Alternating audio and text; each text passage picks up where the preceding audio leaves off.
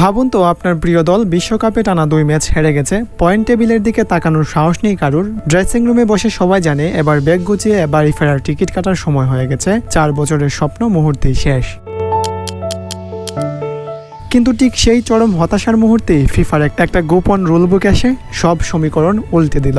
অঙ্ক বলছে ওই 2 ম্যাচ হারা দলটিও শুধু যে টুর্নামেন্টই টিকে আছে তা নয়, বরং তারা বিশ্বকাপ জেতার দৌড়েও সমানভাবে অংশ নিতে পারবে। হ্যাঁ, ঠিকই শুনেছেন, কোনো ম্যাজিক নয়, কোনো জালিয়াতি নয়। এটা হতে যাচ্ছে 2026 ফুটবল বিশ্বকাপের একেবারে রূঢ় বাস্তবতা। পাগলামি মনে হচ্ছে, তাই না? 48 দলের এই মেগা টুর্নামেন্টে ফিফা এবার এমন কিছু নিয়ম চালু করেছে যা হয়তো পেপ গার্দিওলা বা আনচেলস্তির মতো টেকনিশিয়ানদেরও রাতের ঘুম কেড়ে নেবে। 3 ম্যাচ হেরেও ফাইনালে যাওয়ার সমীকরণ থেকে শুরু করে 6400 মাইলের এক ভৌতিক রুট আর মুখ ঢেকে কথা বললেই সরাসরি লাল কার্ড, সবকিছুই এই বিশ্বকাপের অংশ।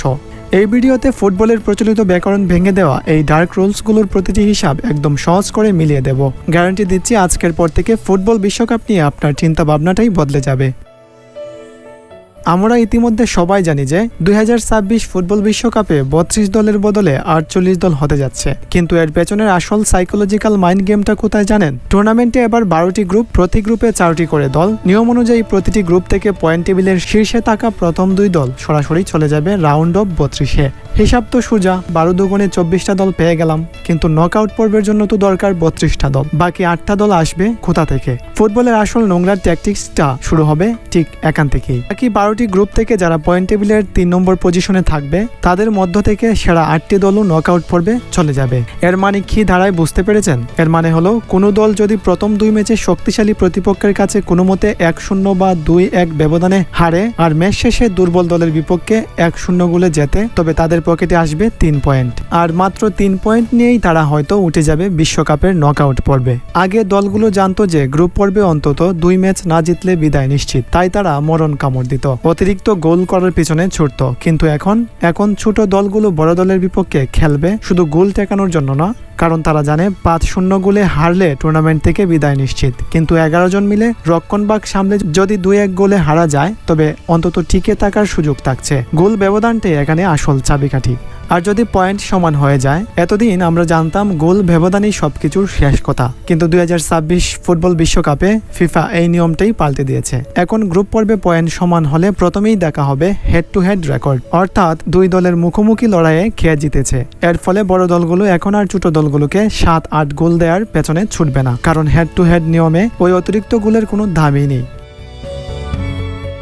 আর যদি তৃতীয় স্থানে থাকা দলগুলোর পয়েন্ট, গোল ব্যবধান, হেড টু হেড সবকিছুই একদম সমান হয়ে যায়। আগে এমন অবস্থায় লটারি বা কয়েন টস হতো, কিন্তু এবার কোনো লটারি হবে না। ফিফা সরাসরি তাদের ওয়ার্ল্ড র্যাঙ্কিং এর খাতা খুলবে। যার র্যাঙ্কিং ভালো সে সরাসরি চলে যাবে পরের রাউন্ডে। ধরুন জাপান এবং সুইডেন সব দিক দিয়ে সমতায় শেষ করলো। যেহেতু জাপানের র্যাঙ্কিং 18 আর সুইডেনের 38, তাই কোনো লটারি ছাড়াই জাপান কোয়ালিফাই করবে। অর্থাৎ কোনো ম্যাচ না জিতেও শুধু র্যাঙ্কিং এর জোরে আপনি টিকে যেতে পারেন। কিন্তু ট্যাকটিক্স তো শুধু মাঠের ভেতরের জিনিস, আসল রোলার কোস্টার খেলাটা শুরু হবে মাঠের বাইরে। লজিস্টিক্সের নামে ফিফা এবার দলগুলোর জন্য যে মরণ ফাঁদ পেতেছে তার নাম গ্রুপ জে। ধরা যাক একটা দুর্ভাগ্যবান দল লটারিতে গ্রুপ জেতে পড়েছে, তাদেরকে গ্রুপ পর্বের মাত্র 3টি ম্যাচ খেলার জন্য পাড়ি দিতে হবে 6424 মাইল। হ্যাঁ, ঠিক শুনেছেন, 6424 মাইল। এটা যে কোনো ফুটবল টুর্নামেন্ট নয়, বরং এক মহাদেশ থেকে অন্য মহাদেশে পাড়ি দেওয়ার একটা অসুস্থ সার্ভাইভাল গেম। যে দলগুলো গ্রুপ আইতে পড়বে তারা মাত্র 1161 মাইলের মধ্যে নিজেদের সব ম্যাচ খেলে ফেলবে। ফিলাডেলফিয়া থেকে টরন্টো একদম আরামদায়ক রুট, চমৎকার আবহাওয়া, ট্রেনে করে যাওয়া যায়। কিন্তু অন্যদিকে স্পেনের মতো ফেভারিট দলকে যদি চ্যাম্পিয়ন হতে হয়, তবে তাদেরকে হয়তো পুরো টুর্নামেন্টে 12,500 কিলোমিটার বেশি পথ পাড়ি দিতে হবে। ক্যাপ ভার্দের মতো ছোট দলগুলোকে ঘুরতে হবে আটলান্টা, মিয়ামি থেকে শুরু করে একদম মেক্সিকোর গুয়াদালাজারা পর্যন্ত। সবচেয়ে ভয়ঙ্কর ব্যাপার হলো স্টেডিয়ামের উচ্চতা এবং আবহাওয়ার চরম পরিবর্তন। আটলান্টার মার্সিডিজ বেঞ্জ স্টেডিয়াম, যেটা সমুদ্র পৃষ্ঠ থেকে মাত্র 300 মিটার উঁচুতে, সেখানে এসি চালিয়ে দারুণ আরামদায়ক পরিবেশে খেলার ঠিক 3 থেকে 4 দিন পরেই হয়তো কোনো দলকে খেলতে হবে মেক্সিকো সিটির এস্তাদিও আজতেকায়। এই স্টেডিয়ামটা সমুদ্র পৃষ্ঠ থেকে 2200 মিটার উঁচুতে। সেখানে বাতাস এত পাতলা যে পৃথিবীর সেরা অ্যাথলেটদের ফুসফুসও জবাব দিয়ে দেয়। ট্যাকটিক্স, স্কিল, ফর্ম সবকিছু তখন ওই পাতলা বাতাসের কাছে হার মানে। এর সাথে যোগ করুন লস অ্যাঞ্জেলেস থেকে নিউ ইয়র্ক যাওয়ার সময় 3 ঘন্টার স্লিপ সাইকেল নষ্ট হওয়ার ধাক্কা। একজন ফুটবলার এমনিতেই ম্যাচের পর ম্যাচ ঘুমাতে পারে না, তার উপর যদি 3 ঘন্টা সময় বাতাসে হারিয়ে যায় তবে তার বডি ক্লক পুরোপুরি ধ্বংস হয়ে যায়। এটা কি ফুটবলের লড়াই নাকি সার্ভাইভাল অব দ্য ফিটেস্ট? কে কার চেয়ে ভালো ফুটবল খেলে তার চেয়ে বড় হয়ে দাঁড়াবে, কে এই অমানসিক জার্নিটা সহ্য করতে পারে। ঠিক যখন মনে হবে ট্যাকটিক্স আর ভ্রমণ সামলে দলগুলো মাঠে নামবে, তখন তাদের জন্য অপেক্ষা করছে আইএফবি এর নতুন রুল বুক। এই নিয়মগুলো আগের যে কোনো বিশ্বকাপের চেয়ে ভয়ঙ্কর। ধরুন ম্যাচের তখন ৭৯ মিনিট, টান টান উত্তেজনা, রেফারির একটা সিদ্ধান্তে মেজাজ হারালো এক খেলোয়াড়। প্রতিপক্ষকে বা রেফারিকে গালাগালি করার সময় সে নিজের হাত বা জার্সি দিয়ে মুখ ঢেকে নিল, যাতে টিভিতে লিপ রিড করে কেউ তার কথা ধরতে না পারে। আগে এমনটা হলে রেফারি হয়তো একটা ওয়ার্নিং দিয়ে ছেড়ে দিতেন, কিন্তু 2026 ফুটবল বিশ্বকাপে মুখ ঢেকে স্লেজিং করলেই সরাসরি লাল কার্ড। কোনো তর্ক নয়, কোনো ছাড় নয়, ডিরেক্ট লাল কার্ড। চ্যাম্পিয়ন লিগে ভিনিসিয়াস জুনিয়রের সাথে এক বর্ণবাদী ঘটনার পর এই নিয়ম এতটাই করা হয়েছে যে আপনার একটা মুহূর্তের আবেগ 4 বছরের স্বপ্ন শেষ করে দিতে পারে।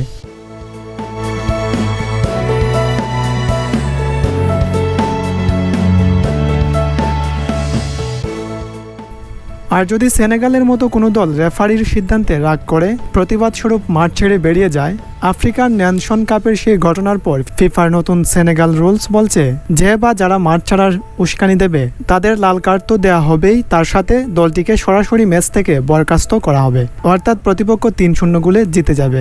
রেফারির এই একছত্র ক্ষমতা, মুখ ঢাকা লাল কার্ড আর বিশ্বকাপের এই অদৃশ্য লজিস্টিক্যাল সমীকরণগুলো যদি আপনাকে এই মুহূর্তে ভাবিয়ে তুলে আপনার হার্টবিট বাড়িয়ে থাকে, তাহলে ভিডিওতে একটা লাইক তো পাওনেই থাকে, কারণ ফুটবলের এই অজানা দিকগুলো নিয়ে আমাদের বিশ্লেষণ কেবল শুরু হলো, যা চলবে পুরো টুর্নামেন্ট জুড়ে।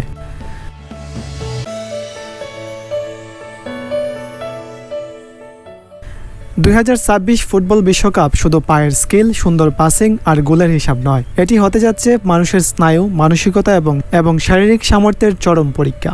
একদিকে 48 দলের নতুন সমীকরণের গ্যারাকল, অন্যদিকে মহাদেশ পাড়ি দেওয়ার মতো ক্লান্তি এবং রেফারির কড়া নজরদারি। বিশ্লেষণে স্পষ্ট যে এবার হয়তো টুর্নামেন্টের সবচেয়ে সুন্দর ফুটবল খেলা দলটি বিশ্বকাপ জিতবে না, জিতবে সেই দল যারা এই 6400 মাইলের অমানসিক দখল, পাতলা বাতাসের দম বন্ধ করা পরিস্থিতি আর মানসিক চাপ জয় করে শেষ 82 পর্যন্ত মাঠে টিকে থাকতে পারবে। আপনি কি মনে করেন এই নতুন নিয়মগুলো কি বিশ্বকাপকে আরো রোমাঞ্চকর করে তুলবে, নাকি ফুটবল তার আসল সৌন্দর্য হারিয়ে একটা যান্ত্রিক সার্ভাইভাল গেমে পরিণত হবে?